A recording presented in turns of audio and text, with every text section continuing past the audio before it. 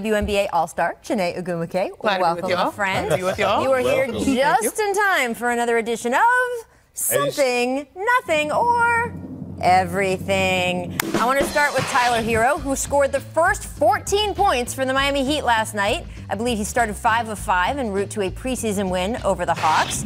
Chiney, is the rookie's performance something, nothing, or everything? Keep in mind, Deadspin anointed him this morning the greatest shooting guard in the history of the game. I think it might have been tongue-in-cheek, but who knows? Go ahead. I mean, if that's true, it might as well be everything. But because it's preseason basketball, to me, it's something. He's someone to keep an eye on. If Zion wasn't in this class, he could be like a Rookie of the Year candidate.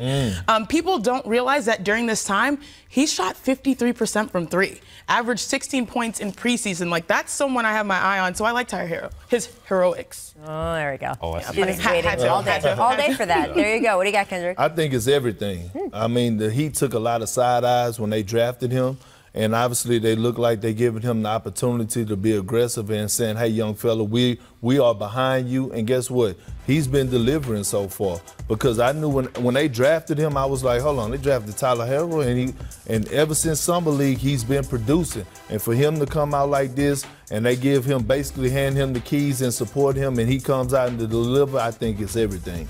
I will say something. He has a great coach who will find him ways to succeed in Eric Spoelstra. If you can shoot in today's NBA, you will be able to play and be productive. It can't be everything, though, because they still got my guy, Dion Waiters. Dion Waiters needs some minutes at shooting guard for the Miami Heat this year. Comeback year for Dion Waiters. I don't know how Waiters Island competes in Tyler Hero Bay or what the relationship is. I don't know, but I do like, obviously, the start that he's in, and it's going to be fun down there this year. Let's get to what Steve Kerr said about his team after the preseason loss to the Lakers last night. Quote, "We've talked about fouling over and over again, and we've got to defend without fouling. It's just really, really frustrating. If we don't get that cleaned up, we're in huge trouble this year. We know that."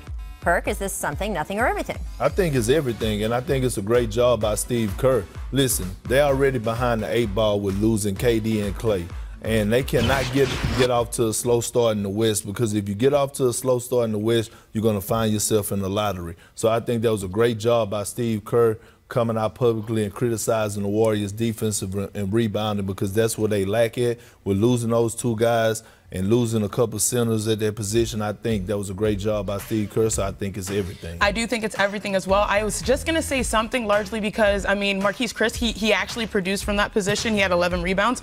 But outside of that, there's a huge liability for the Warriors, and it's always been the case over their tenure, this modern championship run, that they have had liability at the center position defensively. Draymond Green at 6'6", what do they list him as now? 6'5", has been guarding dominant centers in this league, and I've been surprised, largely due to the evolution of the perimeter play. I've been surprised that other teams haven't exploited it. We saw in the Lakers preseason game at Golden State, clearly this is something that all teams are going to attack the rim. And AD had a field day. What was it, 17 points in the first 7 minutes or so? Right. This is something that Steve Kerr will continue to preach the whole season. Did you see that tall person shade they just threw at the rest of us? What do we do?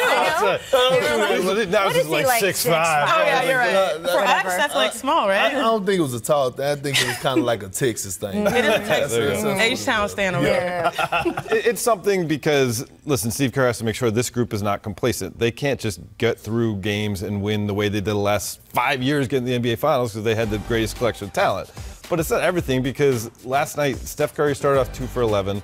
Draymond Green didn't play. D'Angelo Russell didn't play. They're still without Willie Cauley-Stein and Klay Thompson. So let's not judge them based on this group. This won't be the group that really gets them to where they need to be. But it is something, because I think when we talk about the Warriors and what they've lost from last season, there's so much attention on the offense, right? Kevin Durant, one of the greatest offensive players ever in this game, right? The shooting they've lost from Klay Thompson while he's hurt. They get D'Angelo Russell in, and obviously he can be a good offensive player for them. But they've lost a ton of defense, right? These were exceptional defensive players that are not on the floor anymore. And I think it's something, because Steve Kerr is right. It's not just sloppiness here. They have a talent issue where their talent defensively is not what it's been the last few years. And it is something, as you say, Chiney, that people are going to attack. It's overall, I'm not even sure it's certainly that spot, but it's more than just that spot, at least until Klay gets back. All right, the Clippers. They have new Old English Los Angeles uniforms. They were designed by Mr. Cartoon, very legendary. I want to know if these are something, nothing, or everything, because shout out Chris Wallace from the Clippers. Okay. Sent me this gear. Great. Dude, this is so awesome. Chris Wallace sent you that? I'm telling you, I'm going to maybe wear this for the next 3 days straight. I'm just saying. I was at the Sports Illustrated shoot where they shot the cover. You're going to see it on stands this week. Look at these jerseys and sort of how they look with the guys. What do you think? Something, nothing, or everything? Everything. Because they're so good, right? they're great, and they're even better because their regular uniforms are so trash. You have the clip art, huge symbol in the middle. Why do you like that? No, I'm just serious. I like it, but it does. Like the font reminds me of when I walk down Venice Boardwalk. Like you I think see that was this. the point. Yeah. That is the absolute point, though. You know, people have dubbed it on Twitter like the Grand Theft Auto edition, but there's a reason. It's cultural. So here's a little quick story. Like where I get my hair done is in Inglewood, and my hair lead was just talking about how the upcoming arena is really changing the culture of the city, and this is exactly what the Clippers wanted. Like they wanted to be a part of Inglewood and the culture. And when you look around LA, you look at the graffiti and the artwork, it's old English. If you look at Snoop Dogg's old albums, if you look at Nipsey Hussle, it's old English. Right. This is the culture of the heart of LA, especially African American culture and Latino culture. So yes, I stand for this. I mean, these are really good. These are really clean. I need a 3XL. There we go. Yeah. Maybe 4X. I didn't And a large. It's gonna Medium fit large. Kendrick, which is good. That means I can keep it. All right. Kyle Kuzma has been cleared for non-contact activity. He's been nursing a stress reaction in his left ankle. Dave, with the Lakers' regular season opener a week away. That's amazing, guys, by the way. This China thing has taken up so much attention. We're just a week from the regular season. Is this something, nothing, or everything? I'll only go something because the Lakers have 3 practices at least scheduled, so essentially 4. We don't know if non-contract practice, how long he needs to do it. Right. So say he does a week of that, then a week of contact practice, he could still miss the start of the regular season. But something that's good is that when we first heard about this stress reaction, people were estimating he could miss a month, he could miss 2 months. I think he's much closer in range to being there on his opening night than, say, Christmas.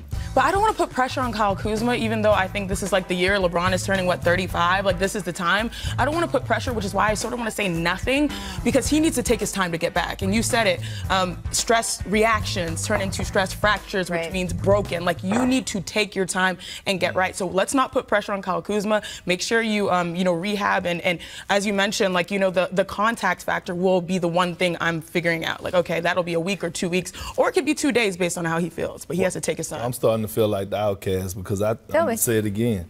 I think it's everything. Because Kyle Kuzma is the most critical piece outside LeBron and AD, if not more. LeBron and AD are proven. Kyle Kuzma has to prove himself when it matters the most. And I think this is a great thing that he's coming back right now because he needs to be playing basketball.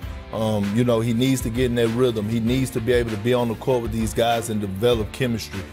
He's a crucial part right after LeBron and AD of winning a championship for the Lakers. So I think this is everything. Look, it is something at least, and you might not want to put pressure on Kyle Kuzma, and I understand it would be nice for his overall health and well-being for him not to feel pressure, but guess what? These are the LA Lakers. It's a There's fact. pressure, and especially about the start of this season. Dave and I have been talking about that they have a softer early schedule. Yeah. The Lakers, because they're a LeBron James and Anthony Davis team, are scheduled for heavier games and more competitive games on the back end of the schedule because there's more national TV dates there, and that's the games that people want to see. So the beginning of their schedule, there's an opportunity for them to get out to a fast start. If they don't do it, if they're missing players, if for some reason they don't get out, what's going to happen?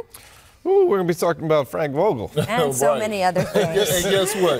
Anytime you step on the court or you on the team with LeBron James, it's pressure. There. True. So Whether get you like it or right. not. Get right. There we He's go. the one piece that they Where's kept. Steven Jackson when you need him? I think he had a quote about that. Dave, thank you so much for being with us. Thank We will you. see you back soon. We will be back with these two after the break, but here's what the Jump recommends for today. Karl Anthony Towns, speaking to Mark Spears of The Undefeated, had a message for everyone doubting the Wolves this season. Quote, keep sleeping on us. Are the Wolves playoff contenders? Is he right? Stick around. We will discuss. Or sleep.